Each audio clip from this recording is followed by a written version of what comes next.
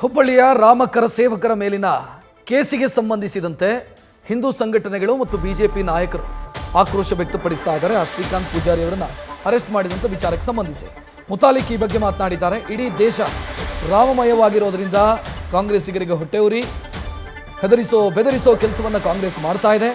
Criminal ಏನಾದರೂ ಆಗಿದ್ರೆ ಅವರು ಇವತ್ತು ಜೈಲಿನಲ್ಲಿ ಇರಬೇಕಿತ್ತು. 13 ಕೇಸ್ ಆಗಿದ್ದು ನಿಜ, ಆದರೆ ಅದು ಎಲ್ಲವೂ ಕೂಡ ಖುಲಾಸೆಯಾಗಿದೆ. ಕೇಸ್ನಿಂದ ಬಿಡುಗಡೆಯಾದ ಮೇಲೆ ಕ್ರಿಮಿನಲ್ ಹೇಗಾಗ್ತಾರೆ, ಎಲ್ಲದಕ್ಕೂ ಕೂಡ ದಾಖಲೆಗಳಿದ್ದಾವೆ ಅಂತ ಆ ದಾಖಲೆಯನ್ನ ಪ್ರಮೋದ್ ಮುತಾಲಿಕ್ ಶ್ರೀರಾಮ್ ಸೇನೆಯ ಮುಖ್ಯಸ್ಥರು ತೋರಿಸಿದ್ದಾರೆ. ಆ ಮೂಲಕ ಕಾಂಗ್ರೆಸ್ ಸರ್ಕಾರದ ವಿರುದ್ಧ ಆಕ್ರೋಶ ವ್ಯಕ್ತಪಡಿಸಿದ್ದಾರೆ.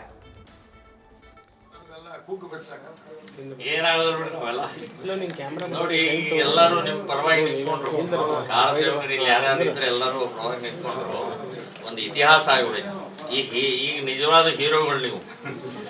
ಈಗ ಬೆಳಕಿಗೆ ಬಂತು, ಜನರಿಗೂ ಗೊತ್ತಾಯ್ತು ಅಂತ. ಅವಾಗ ಹೋರಾಟ ಮಾಡಿದ್ದಾರೆ ಅಂತ ಅನ್ನೋದು ಗೊತ್ತಾಯ್ತು. ಲಾಠಿ ಹಿಡ್ತಿದ್ದೆ ಅಂತ ಗೊತ್ತಾಯ್ತು. ಕೇಸ್ ಹಾಕೊಂಡಿದ್ದಾರೆ. ಲಾಠಿ ಫೋಟೋ ನೋಡೋರು ಎಲ್ಲ ಲಾಠಿ ಹೊಡೆದಿದ್ದು ಮತ್ತೆ ಇಲ್ಲಿ ಬೆನ್ನ ಬಂದು ದೊಡ್ಡ ವಾಲ್ ಆಗಿರ್ತಾರೆ.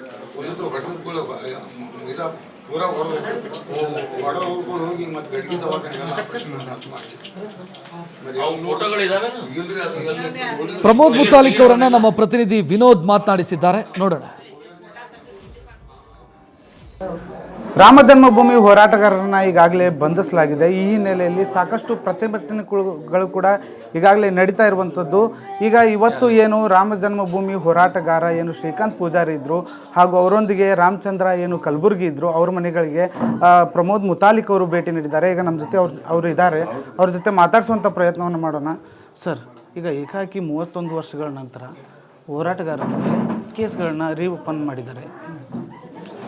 ನೋಡಿ, 31 ವರ್ಷದ ಹಿಂದಿನ ಕೇಸನ್ನು ರಿಓಪನ್ ಮಾಡಿದ್ದು ಅಕ್ಷಮ್ಯ ಅಪರಾಧವನ್ನು ಕಾಂಗ್ರೆಸ್ ಸರ್ಕಾರ ಮಾಡಿದೆ. ಸೊ ಇದು ಬಹಳ ದೊಡ್ಡ ಅನಾಹುತ, ತಪ್ಪು ಸಂದೇಶ ಹೋಗ್ತಾ ಇದೆ. ಹಿಂದೂ ವಿರೋಧಿ, ರಾಮ ವಿರೋಧಿ ಅಂತನ್ನುವಂಥದ್ದು ಮತ್ತೆ ಎಡವಿ ಕಾಂಗ್ರೆಸ್ ಇದನ್ನು ಸಿದ್ಧಪಡಿಸಿದೆ ಅಂತನ್ನುವಂಥದ್ದು ಈ ಘಟನೆಯಿಂದ ಗೊತ್ತಾಗುತ್ತೆ. ಈಗಾಗಲೇ ನಾನು ಶ್ರೀಕಾಂತ್ ಪೂಜಾರಿ ಅವ್ರ ಮನೆಗೆ ಹೋದೆ. ಅವರು ಜೈಲಿನಲ್ಲಿದ್ದಾರೆ, ಜೈಲಿಗೆ ಭೇಟಿ ಕೊಡ್ತಾ ಇದ್ದೀನಿ. ಇವತ್ತು ರಾಮಚಂದ್ರ ಕಲಬುರ್ಗಿ ಇಲ್ಲೇ ಇರುವಂಥವರು, 77 ವಯಸ್ಸು. ಇವರನ್ನು ಕೂಡ ಬಂಧನ ಮಾಡೋಕ್ಕೆ ಬಂದಿದ್ದರು. ಇವರಿಗೆ BP, ಶುಗರು ಹೀಗೆಲ್ಲ ಕಾಯಿಲೆಗಳು ಇರೋದರಿಂದ ಅವರು ಕಾಡಿ ಬೇಡಿ ಇದರಿಂದ ಅವರನ್ನು ಇಲ್ಲೇ ಬಿಟ್ಟು ಹೋದರು. ಬೇಗನೆ ಜಾಮೀನು ತಗೊಳ್ಳಿ ಅಂತ ಹೇಳಿದರು. ಈಗ ಇಲ್ಲಿ ಬಂದ ಮೇಲೆ ಇವ್ರ ಹೋರಾಟ, ಇವ್ರದ್ದು ಜೀವನದ ಇದು ಪ್ರಾರಂಭದಲ್ಲಿ ಊಟ ಮಾಡೋಕ್ಕೆ ಗತಿ ಇರಲಿಲ್ಲ. ಅಂಥದ್ರಲ್ಲಿ ಇವತ್ತು ಹೋರಾಟವನ್ನು ಮಾಡಿದಂಥ ರಾಮಭಕ್ತರು ಇವರು. ಸೊ ಇವತ್ತು ಇಂಥವ್ರ ಹೋರಾಟದ ಪರಿಣಾಮದಿಂದ ಇವತ್ತು ರಾಮನ ದೇವಸ್ಥಾನ ಉದ್ಘಾಟನೆ ಆಗ್ತಾ ಇರೋದು ಆನಂದ ಆಗುತ್ತೆ. ಅವರೂ ಕೂಡ ಸ್ವತಃ ಕಣ್ಣಿನಿಂದ ನೋಡುವಂಥ ಒಂದು ಒಳ್ಳೆಯ ಭಾಗ್ಯ ಅವ್ರಿಗೂ ಸಿಕ್ಕಿದೆ ಅಂತನ್ನುವಂಥದ್ದು ನಾನು ಹೇಳ್ತಾ ಇದ್ದೀನಿ. ಸೊ ಇದು ಖಂಡನೀಯವಾದ್ದು. ಕಾಂಗ್ರೆಸ್ ಸರ್ಕಾರಕ್ಕೆ ಧಿಕ್ಕಾರ ಹೇಳ್ತಾ ಇದೆ. ಇಡೀ ದೇಶ ಇವತ್ತು ರಾಮಮಯ ಆಗಿದೆ. ರಾಮನ ಭಕ್ತಿ, ರಾಮನ ಶಕ್ತಿ, ರಾಮನ ಒಂದು ವಾತಾವರಣ ಇವತ್ತು ಪೂರ್ಣ ಪ್ರಮಾಣದಲ್ಲಿ ತಯಾರಾಗಿದೆ. ಹಾಗಾಗಿ ಇವರಿಗೆ ಹೊಟ್ಟೆ ಉರಿತಾ ಇದೆ. ಇವರು ಬಾಬರ್ನ ಪರವಾಗಿ ನಿಂತ್ಕೊಂಡವ್ರು, ರಾಮ ವಿರೋಧಿಗಳು ಇವರು, ಹಿಂದೂ ವಿರೋಧಿಗಳು ಇವರು.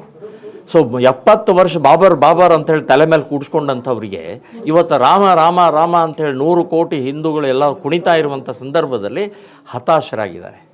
ಇವತ್ತು ಬರುವಂಥ ಲೋಕಸಭಾ ಚುನಾವಣೆ ಸೋಲಿನ ಭಯ ಕಾಡ್ತಾ ಇದೆ ಅವರಿಗೆ. ಸೊ ಹಾಗಾಗಿ ಈ ರೀತಿಯ ಬೆದರಿಸುವಂಥ ಪ್ರವೃತ್ತಿ ಕಾಂಗ್ರೆಸ್ ಸರ್ಕಾರ ಮಾಡ್ತಾ ಇದೆ. CM ಅವರೇ ಟ್ವೀಟ್ ಮಾಡ್ತಾರೆ ಸರ್, ಇಲ್ಲ ಅವರು ಸಮಾಜಘಾತಕರು ಅನ್ನೋ ಮಾತನ್ನು ಹೇಳ್ತಾರೆ.